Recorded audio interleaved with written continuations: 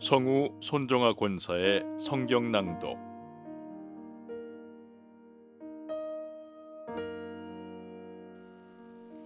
에스겔 46장. 나 주 하나님이 말한다. 안뜰의 동쪽 중문은 일하는 엿새 동안 잠가두었다가 안식일에 열고 또 매달 초하루에도 열어야 한다. 왕은 바깥 마당에서 이 문의 현관으로 들어와서 문설주 곁에 서 있어야 한다. 제사장들이 그의 번제물과 화목 제물을 바치는 동안에는 그가 그 대문의 문지방 앞에서 엎드려 경배하고 바깥으로 나가야 한다. 그 문은 저녁 때까지 닫지 말아야 한다. 이 땅의 백성도 안식일과 매월 초하루에는 이 문 어귀에서 주 앞에 엎드려 경배해야 한다. 왕이 안식일에 주께 바쳐야 할 번제물은 흠없는 어린 양 6마리와 흠없는 순양 1마리이다. 곡식 제물은 순양 1마리에는 밀가루 1에바를 곁들여 바치고 어린 순양에는 밀가루를 원하는 만큼 곁들여 바쳐야 하고 밀가루 1에바에는 기름 1흰을 곁들여 바쳐야 한다. 매달 초하루에는 흠없는 수송아지 1마리와 어린 양 6마리와 순양 1마리를 흠없는 것으로 바쳐야 한다. 또 곡식 제물로는 수송아지 1마리에는 밀가루 1에바를, 순양 1마리에도 밀가루 1에바를, 어린 양에는 그가 원하는 만큼 곁들여 바칠 것이며 밀가루 1에바에는 기름 1흰을 곁들여 바쳐야 한다. 왕이 성전에 들어올 때에는 중문의 현관으로 들어왔다가 나갈 때에도 그 길로 나가야 한다. 그러나 이 땅의 백성이 성회 때에 주 앞에 나아올 경우에는 북쪽 문으로 들어와서 경배한 사람은 남쪽 문으로 나가고 남쪽 문으로 들어온 사람은 북쪽 문으로 나가야 한다. 누구든지 들어온 문으로 되돌아 나가서는 안 되며 반드시 똑바로 앞쪽으로 나가야 한다. 백성이 들어올 때에 왕도 그들과 함께 들어왔다가 그들이 나갈 때에 왕도 나가야 한다. 모든 절기와 성회 때에 바칠 곡식 제물은 수송아지 1마리에는 밀가루 1에바를 곁들이고 순양 1마리에도 밀가루 1에바를 곁들이고 어린 순양에는 원하는 만큼 곁들여 바치고 밀가루 1에바에는 기름 1흰을 곁들여 바쳐야 한다. 왕이 스스로 하고 싶어서 번제물이나 화목제물을 주에게 바치려고 하면 그에게 동쪽으로 난 대문을 열어주어야 한다. 그는 안식일에 자신의 번제물이나 화목제물을 바친 것과 같이 하고 밖으로 나간 다음에는 그 문을 닫아야 한다. 또 너는 매일 주에게 1년 된 흠없는 어린 양 하나를 번제물로 바쳐야 한다. 너는 아침마다 그것을 바쳐야 한다. 아침마다 바치는 번제물에는 밀가루 6분의 1 에바와 그것을 반죽할 기름 3분의 1 흰을 곁들여 바쳐야 한다. 이것이 주에게 바치는 곡식 제물로서 영원히 지킬 규례이다. 이렇게 제사장들은 아침마다 어린 양과 곡식 제물과 기름을 준비하여 정규적으로 드리는 번제물로 바쳐야 한다. 나 주 하나님이 말한다. 만일 왕이 자신의 아들 가운데서 어떤 아들에게 유산을 떼어서 선물로 주면 그것은 아들의 재산이 된다. 이런 것은 유산으로서 아들의 재산이 된다. 그러나 만일 왕이 어떤 신하에게 유산을 떼어서 선물로 주면 그것은 희년까지만 그 신하의 소유가 되고 희년이 지나면 왕에게로 되돌아간다. 왕의 유산은 그의 아들들의 것으로서 오직 그들의 차지가 되어야 한다. 왕은 백성의 유산을 빼앗고 그들을 폭력으로 내쫓아서 그들의 유산을 차지해서는 안 된다. 왕은 자신의 재산만을 떼어서 자식들에게 유산으로 나누어 줘야 한다. 그래서 내 백성 가운데서는 아무도 자신의 재산을 잃고 멀리 흩어져 다니는 일이 없게 하여라. 그런 다음에 그가 나를 데리고 중문 곁에 있는 통로로 북쪽에 있는 제사장들의 거룩한 방에 이르렀는데 거기에서 보니 그 거룩한 방들의 뒤편 서쪽에 빈터가 하나 있었다. 그가 나에게 일러주었다. 여기가 제사장들이 속건제물과 속죄제물을 삶으며 곡식 제물을 굽는 장소다. 그들이 그 제물을 바깥 뜰로 들고 나갔다가 그 거룩한 제물에 백성이 해를 입게 하는 일이 없게 하려고 한 것이다. 또 그가 나를 바깥 뜰로 데리고 나가서 그 뜰의 네 구석으로 나를 데리고 다녔는데 보니 구석마다 뜰이 하나씩 있었다. 그 뜰의 네 구석에는 담으로 둘린 작은 뜰들이 있었고 그 길이는 40자요 너비는 30자였다. 이렇게 네 뜰의 크기가 같았다. 그 작은 네 뜰에는 돌담이 둘러쳐 있었고 그 돌담 밑으로 돌아가며 고기를 삶는 솥이 걸려 있었다. 그가 내게 일러주었다. 이곳은 성전에서 시중 드는 사람들이 백성의 희생 제물을 삶는 부엌이다.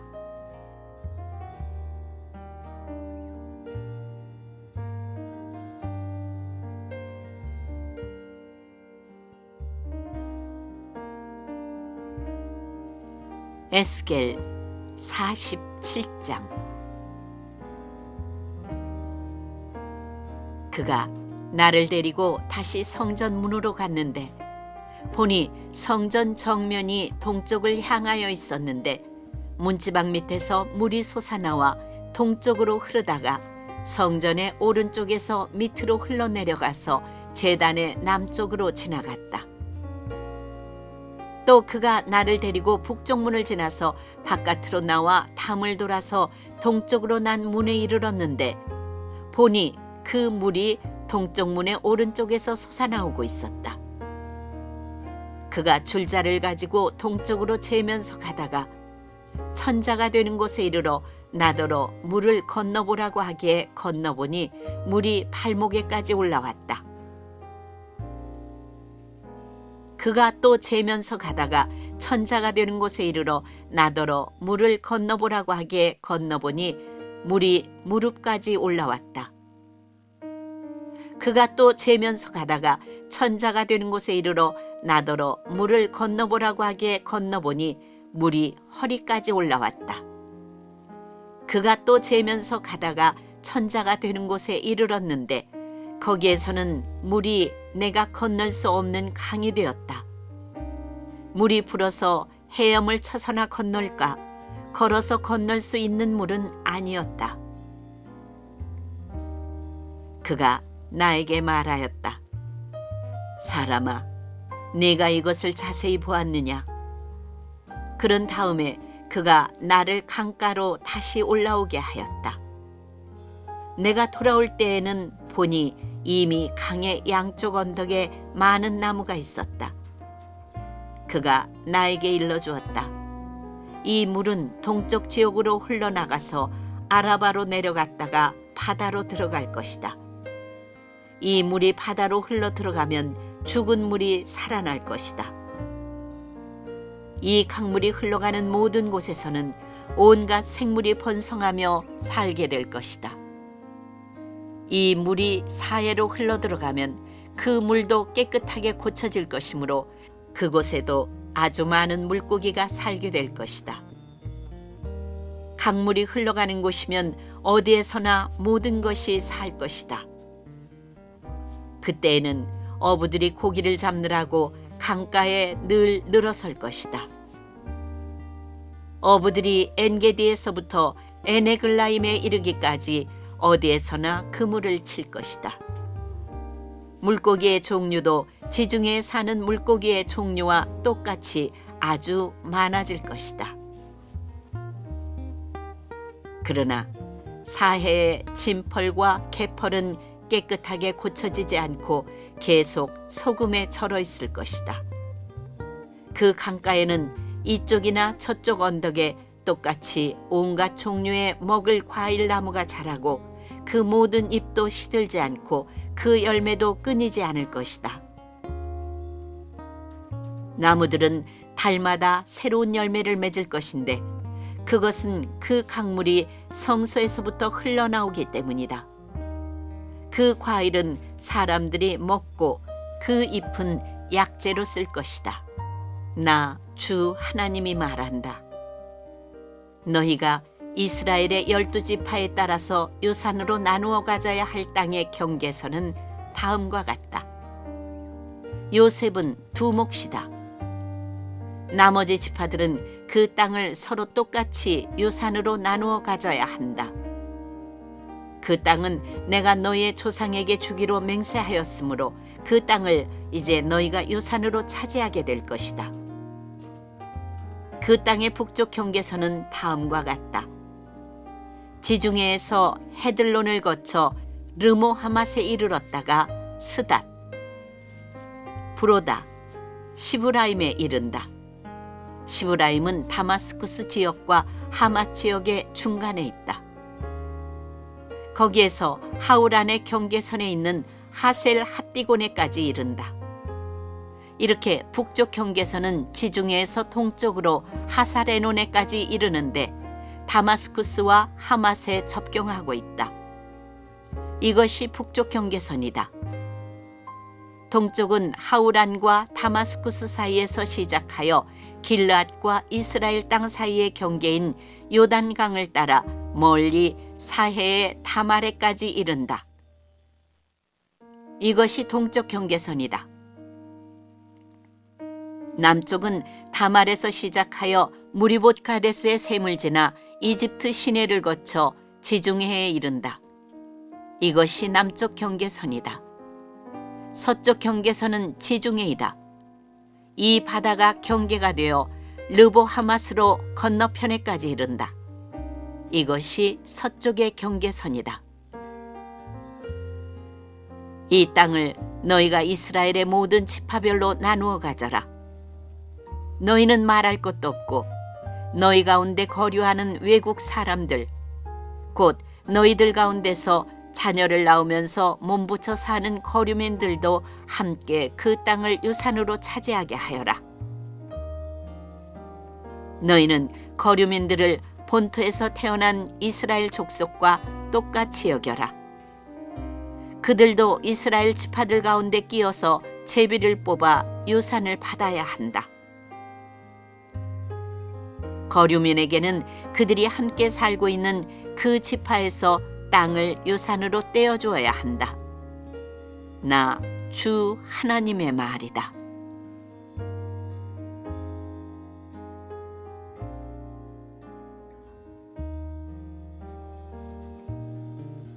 에스겔 48장. 지파들의 이름은 다음과 같다. 가장 북쪽에서부터 시작하여 헤들론 길을 따라 르보하맛을 지나서 다마스쿠스와 하맛에 접경한 경계선을 타고 하사레노네까지, 곧 북쪽으로 하맛 경계선에 이르는 땅의 동쪽에서 서쪽까지의 땅은 단 지파의 몫이다. 단 지파의 경계선 다음으로 동쪽에서 서쪽까지는 아셀 지파의 몫이다. 아셀 지파의 경계선 다음으로 동쪽에서 서쪽까지는 납달리 지파의 몫이다. 납달리 지파의 경계선 다음으로 동쪽에서 서쪽까지는 므낫세 지파의 몫이다. 므낫세 지파의 경계선 다음으로 동쪽에서 서쪽까지는 에브라임 지파의 몫이다. 에브라임 지파의 경계선 다음으로 동쪽에서 서쪽까지는 르우벤 지파의 몫이다. 르우벤 지파의 경계선 다음으로 동쪽에서 서쪽까지는 유다 지파의 몫이다. 유다 지파의 경계선 다음으로 동쪽에서 서쪽까지는 너희가 거룩하게 바쳐야 할 땅이다. 그 너비는 2만 5천 자이고 그 길이는 다른 지파들의 목과 같이 동쪽에서 서쪽까지이고 그 한가운데 성소를 세워야 한다. 너희가 주께 거룩하게 바쳐야 할 땅은 길이가 2만 5천 자요 너비가 1만 자이다. 거룩하게 바친 이 땅은 제사장들에게 주어야 한다. 그들에게 줄 땅은 북쪽으로 길이가 2만 5천 자, 서쪽으로 너비가 1만 자, 동쪽으로 너비가 1만 자, 남쪽으로 길이가 2만 5천 자이다. 그 한가운데 주의 성소가 있어야 한다. 이 땅은 거룩히 구별된 제사장들, 곧 사독의 자손에게 주어야 한다. 그들은 이스라엘 자손이 잘못된 길로 갔을 때에 레위 지파의 자손이 잘못된 길로 간 것처럼 하지 않고 내가 맡겨준 직책을 지킨 사람들이다. 그러므로 그들은 거룩하게 바친 땅 가운데서도 가장 거룩한 땅을 받아야 하고 레위 지파의 경계선과 인접해 있어야 한다. 레위 지파가 차지할 땅도 제사장들의 경계선 옆에 그 길이가 2만 5천 자요 너비가 1만 자이다. 그 전체의 길이는 2만 5천 자요 너비는 2만 자이다.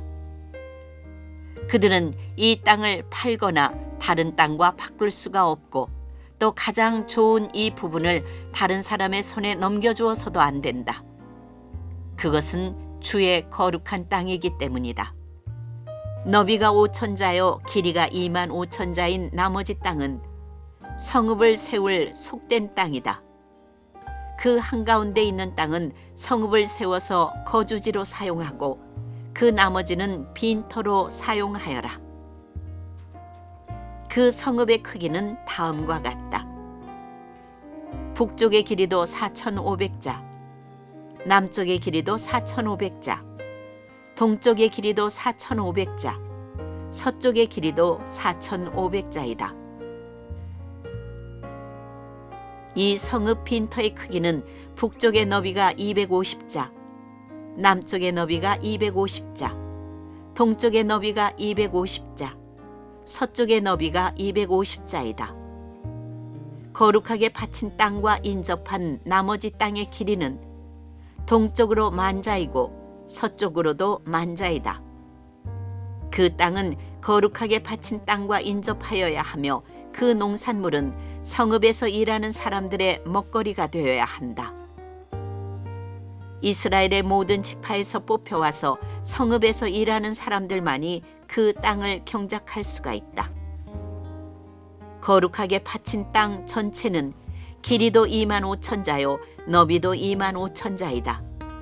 너희는 이렇게 그 성읍의 소유지를 포함하여 거룩하게 바친 땅을 네모 반듯하게 구별해 놓아야 한다. 거룩하게 구별하여 바친 땅의 양옆과 성읍에 딸린 소유지의 양옆에 있는 나머지 땅은 왕에게 돌아갈 몫이다. 거룩하게 바친 땅, 곧 2만 5천 자가 되는 지역에서 동쪽 국경까지와 2만 5천 자가 되는 지역에서 서쪽 국경까지 다른 지파들의 몫과 평행되게 뻗어 있는 나머지 땅이 왕의 몫이다. 거룩하게 구별하여 바친 땅과 성전의 성소가 그 땅의 한가운데 있어야 한다. 그래서 레위 지파의 유산과 성읍에 딸린 소유지는 왕의 소유지의 한가운데 있게 된다. 왕의 소유지는 유다 지파의 경계선과 베냐민 지파의 경계선 사이에 있다. 나머지 지파들이 차지할 땅은 다음과 같다. 동쪽에서 서쪽까지는 베냐민 지파의 몫이다. 베냐민 지파의 경계선 다음으로 동쪽에서 서쪽까지는 시므온 지파의 몫이다. 시므온 지파의 경계선 다음으로 동쪽에서 서쪽까지는 이사갈 지파의 몫이다. 이사갈 지파의 경계선 다음으로 동쪽에서 서쪽까지는 스불론 지파의 몫이다. 스불론 지파의 경계선 다음으로 동쪽에서 서쪽까지는 갓 지파의 몫이다. 갓 지파의 경계선은 남쪽의 국경선이 다말에서부터 시작하여 무리바가데스 셈에 이르고 거기서 이집트 시내를 따라 지중해에 이른다. 이것이 너희가 제비를 뽑아 요산으로 이스라엘의 지파들에게 나누어 주어야 할 땅이다. 이 땅들이 바로 그 지파들의 몫이다. 나 주 하나님의 말이다. 그 성읍의 문들은 다음과 같다. 북쪽 성벽은 너비가 4,500자이다. 이 성읍의 문들은 이스라엘 지파들의 이름에 따라 부른 것이다. 북쪽에 문이 셋 있는데 하나는 르우벤 문, 하나는 유다 문, 하나는 레위 문이다. 동쪽 성벽도 너비가 4,500자이고 문이 셋 있는데 하나는 요셉 문이고 하나는 베냐민 문이고 하나는 단 문이다. 남쪽 성벽도 너비가 4,500자이고 문이 셋 있는데 하나는 시므온 문이고 하나는 이사갈 문이고 하나는 스불론 문이다. 서쪽 성벽도 너비가 4,500자이고 문이 셋 있는데 하나는 간 문이고 하나는 아셀 문이고 하나는 납달리 문이다. 이렇게 그 둘레가 18,000자이다. 이 성읍의 이름이 이제부터는 여호와 샤마라고 불릴 것이다.